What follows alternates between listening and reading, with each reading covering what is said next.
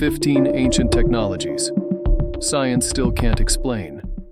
When you search on Google for unexplained ancient artifacts, you're instantly taken down a rabbit hole of websites showing bizarre discoveries, some tied to aliens, time travel, or the paranormal. But once you filter out the wild theories, you're left with a handful of real ancient inventions, found by archaeologists or described in historical texts, that continue to puzzle scientists and historians today. Not because they were built by aliens, but because their true purpose is unknown, or their formulas have been lost to time.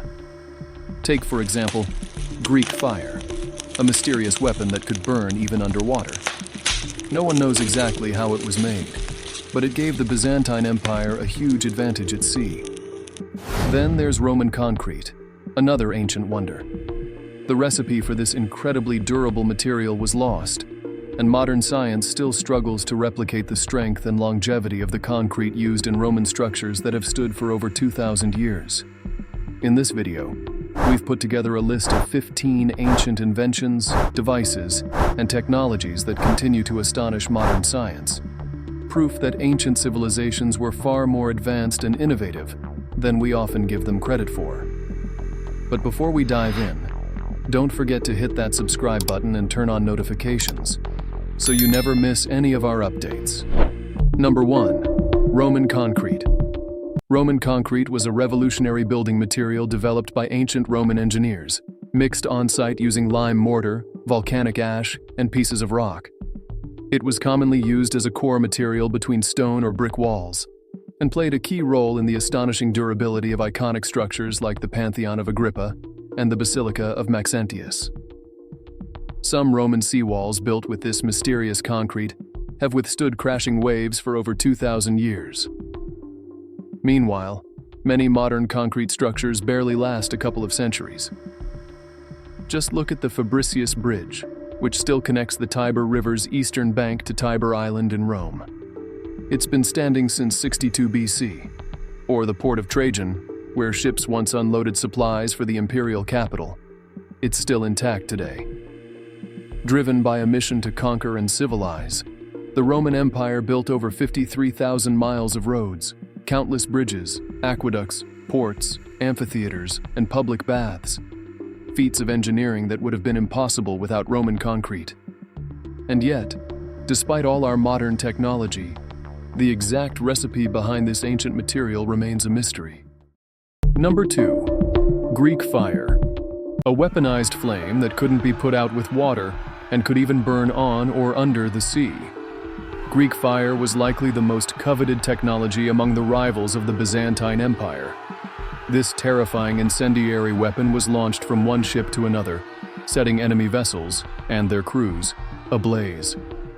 It's called Greek fire because its invention is credited to Callinicus, a Byzantine Greek engineer from the 7th century. It's also known by other names like Roman sea fire, liquid fire, or medieval napalm. Greek fire played a crucial role in helping the Eastern Roman Empire dominate the Eastern Mediterranean. It wasn't just used at sea, it also helped the Byzantines repel 2 major Muslim sieges on land.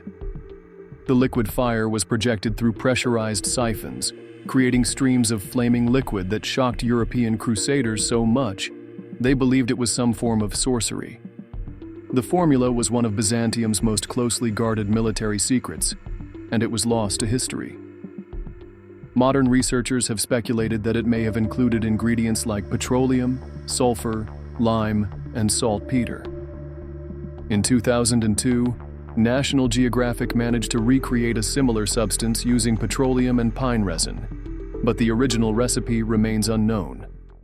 Number 3. Damascus Steel.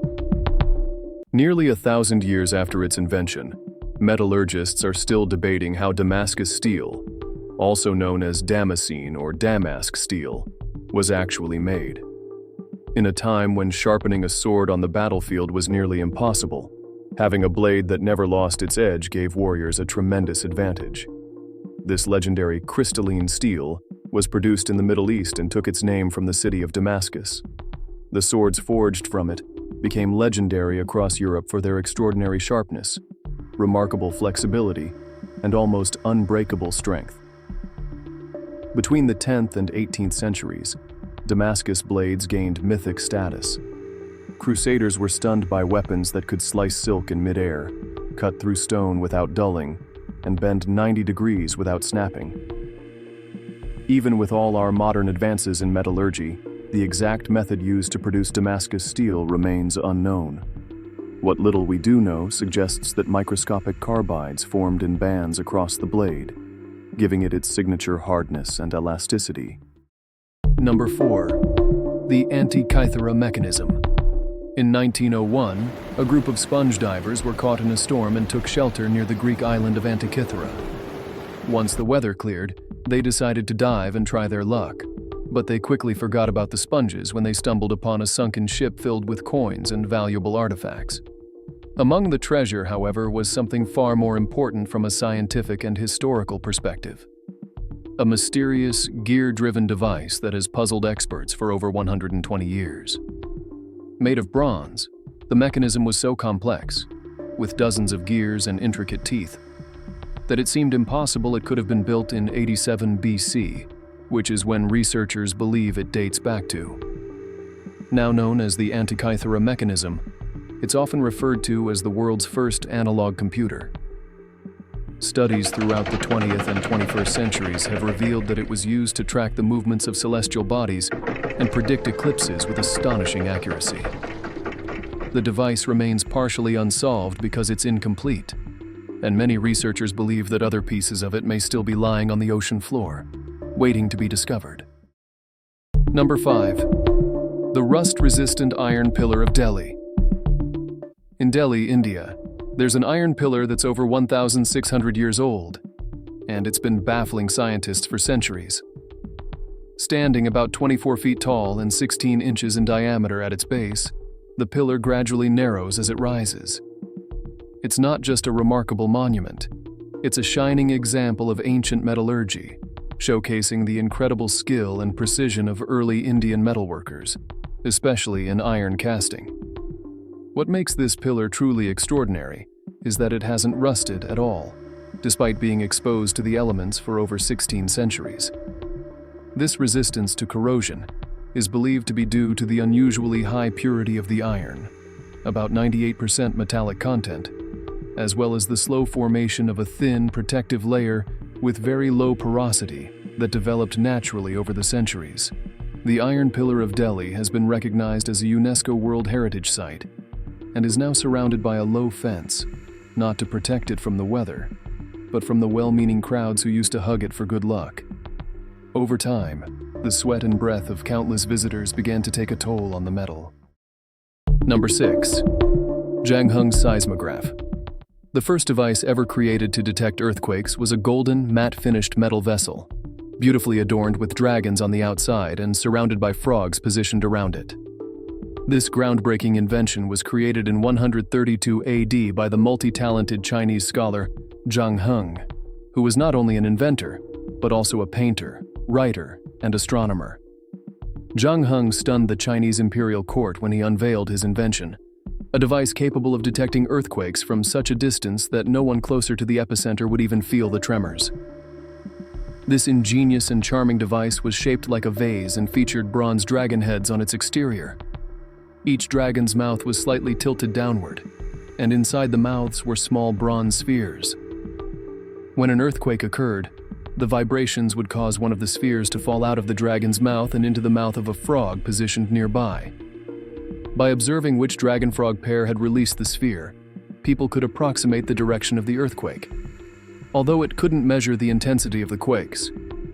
It served as a precursor to the modern seismograph, marking the first time an earthquake's occurrence and direction could be detected. Number 7. Wolfbert Swords. These are the 170 swords from the 9th to 11th centuries found in Europe, which bear the inscription Wolfbert, or slight variations of it. Over time, the word Wolfbert became a sort of trademark, stamped onto weapons by Frankish warriors for several centuries. These swords were crafted during the transition period between Viking swords and the ones used by knights during the early Middle Ages. They are considered the pioneers of the medieval tradition of engraving inscriptions onto weapon blades. When these swords were discovered, experts were astonished by the purity of the metal. The technology used to create them was believed to have been unavailable in Europe until at least 8 centuries after the swords were made.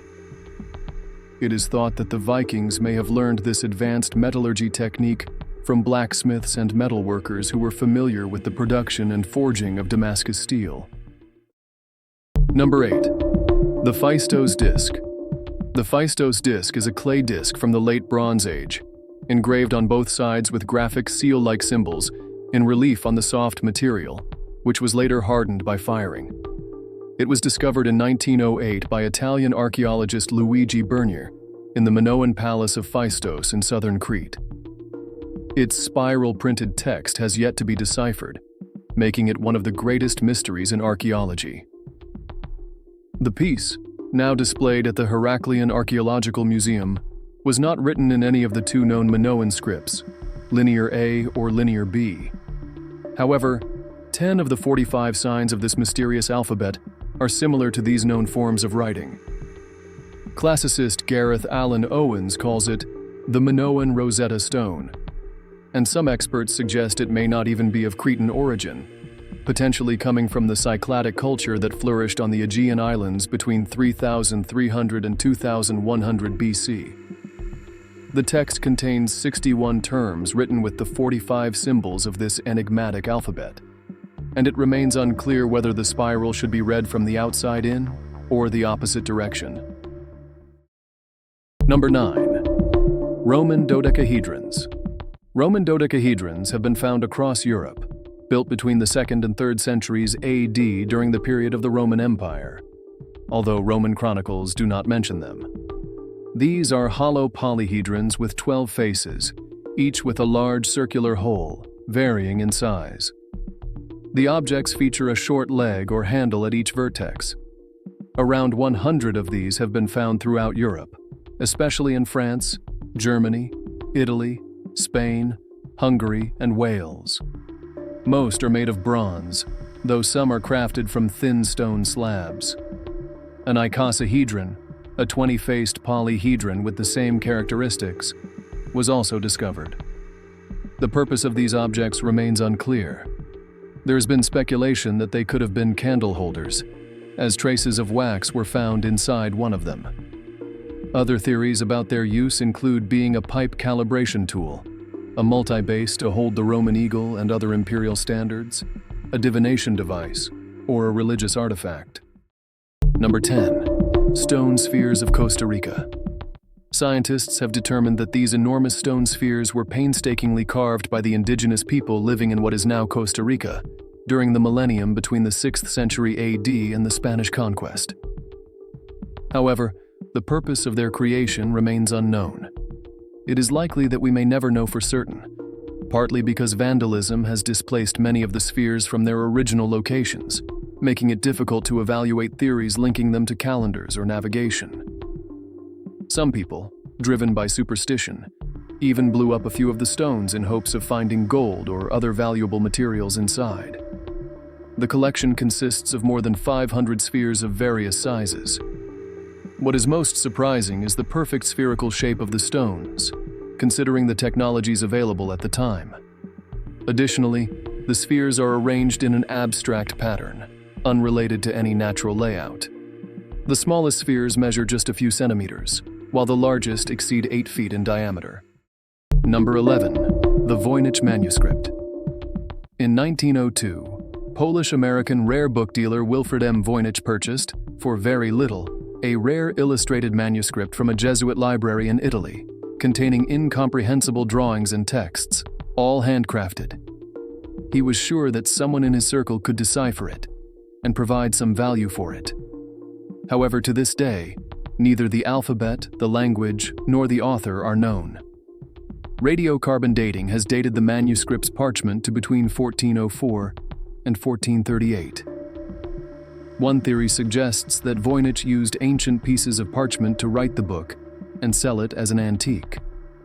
Other versions claim that, based on its writing and illustration style, it was created in 15th century Central Europe and it is said that Rudolf II of Habsburg, Emperor of the Holy Roman Empire from 1576 to 1612, paid 600 gold ducats for the manuscript. It has been analyzed by cryptographers and linguists worldwide, concluding that it may be a sophisticated cipher, a previously unknown dialect, or an elaborate hoax. The manuscript is housed at the Beinecke Rare Book and Manuscript Library at Yale University.